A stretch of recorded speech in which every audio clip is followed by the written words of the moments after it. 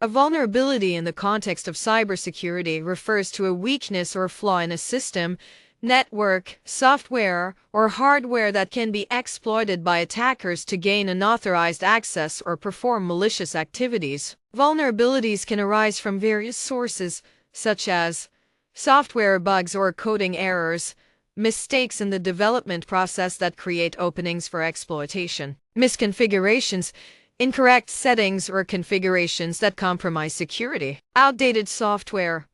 lack of updates or patches that leave systems exposed to known threats, weak passwords,